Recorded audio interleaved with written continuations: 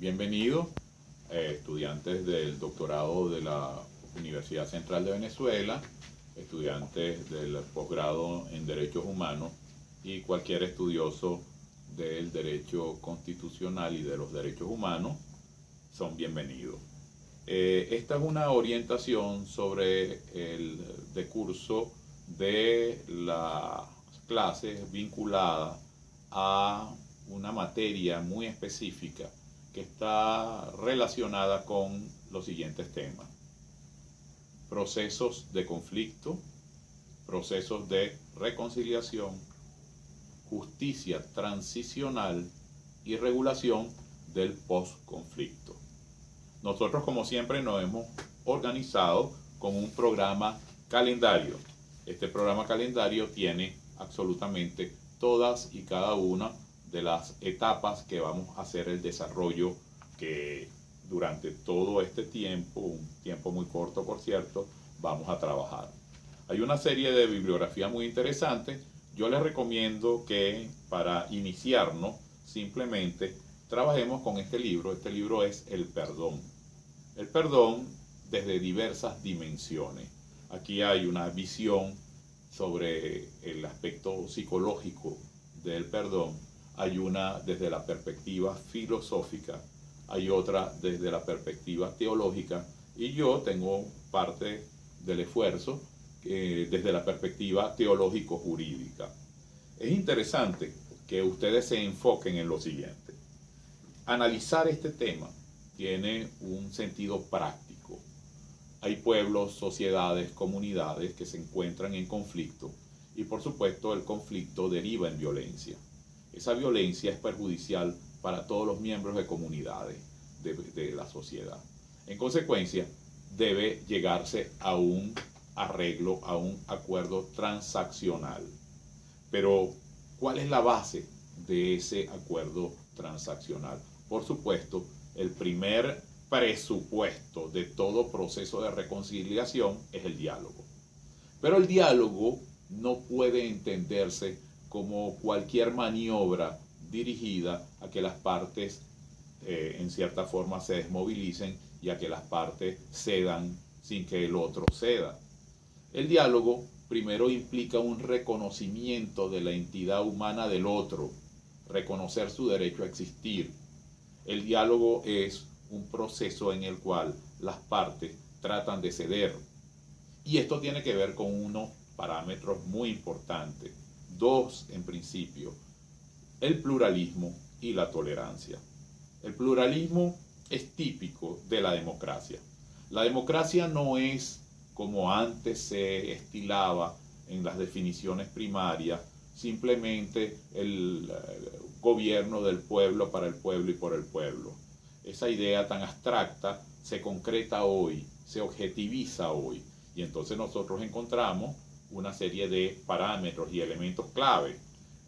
No es solamente lo electoral, no es solamente la participación, no es solamente el respeto de los derechos fundamentales, no es solamente la existencia de recursos y mecanismos para resguardar estos derechos. Hay un componente clave en toda democracia que es el pluralismo. Sin pluralismo no hay democracia. La idea de un pensamiento único, la idea de un partido único es absolutamente contradictorio con la democracia. Más bien es totalitarismo puro. En consecuencia, la base de cualquier diálogo es el pluralismo y el reconocimiento del otro. Pero ese reconocimiento del otro tiene que tomar en consideración que en todas las situaciones de conflicto se dan procesos muy complejos, se da la violencia, y donde hay violencia hay víctimas y victimarios. Por supuesto, el perdón es la clave de los procesos. El perdón, que implica no solamente un componente formalista de decir yo te he perdonado. El perdón es una dimensión. En el perdón hay una dimensión psicológica, hay una dimensión jurídica, hay una dimensión moral. La consideración de resolver un conflicto sobre la base del perdón es clave, y les voy a explicar por qué. Si hay algo complejo es la violencia. La violencia se origina y se constituye en una espiral donde, si no se controla, termina destruyendo a una sociedad. En consecuencia, ese perdón es un acto unilateral de aquel que sufrió el daño, pero no en todos los procesos nosotros podemos identificar perfectamente víctima y victimario. Dentro de la conceptualización del diálogo y la tolerancia que debe acompañar a todo diálogo, hay otro elemento clave, la verdad. Fíjense que la Constitución venezolana, cuando establece cuáles son los valores constitucionales clave, parte de la base que el primer valor es la vida, la libertad, pero también coloca la verdad. La verdad es el componente de todos los procesos de reconciliación. Se tiene que saber la verdad. La reparación a la víctima y la verdad son clave. Entonces surge ese concepto novedoso que se ha llamado justicia transicional. Yo les confieso que soy muy cauto con la calificación de justicia transicional. Inclusive les puedo decir que soy muy cauto cada vez que se habla de justicia social, de justicia conmutativa, de justicia transicional, porque a mí no me gustan los calificativos de la justicia. La justicia es un valor, la justicia es una. Y además, en mi opinión, el derecho natural y la justicia, en cierta forma, terminan siendo el patrón de validación del orden jurídico. ¿Qué significa esto? No toda norma, en mi opinión, es derecho. La norma responde, se puede conceptualizar como derecho justo cuando se corresponde con un patrón de lo humano. En consecuencia, vamos a analizar lo que es la justicia transicional. Y para hacerlo, vamos a tomar un modelo muy interesante, reciente, en plena ejecución, que es el modelo colombiano. Yo me voy a permitir leer el artículo primero de un instrumento jurídico, el número 1 del año 2012, en el que se aplica y se inserta en el derecho constitucional colombiano este concepto de justicia. Dice el artículo primero: los instrumentos de justicia transicional serán excepcionales y tendrán como finalidad prevalente facilitar la terminación del conflicto armado interno y el logro de la paz estable y duradera, con garantías de no repetición y de seguridad para todos los colombianos, y garantizarán en el mayor nivel posible los derechos de las víctimas, oigan bien, a la verdad, la justicia y la reparación. Una ley estatutaria podrá autorizar que, en el marco de un acuerdo de paz, se dé un tratamiento diferenciado para los distintos grupos armados al margen de la ley que hayan sido parte en el conflicto armado interno, y también para los agentes del Estado en relación con su participación en el mismo. Esto es clave. Fíjense ustedes los parámetros que establecen, parámetros vinculados a la verdad, pero también establecen otros parámetros muy importantes que para mí es clave, la no repetición.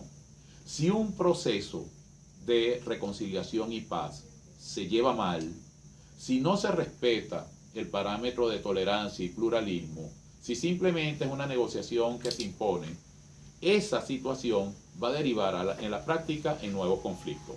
Finalmente, es a la víctima a la que le corresponde el perdón. Es a la víctima, no al Estado. El Estado tiene que juzgar. La justicia transicional es la adecuación de los mecanismos de juzgamiento a la situación práctica, a la situación coyuntural de resolver un conflicto armado o otro tipo de conflicto.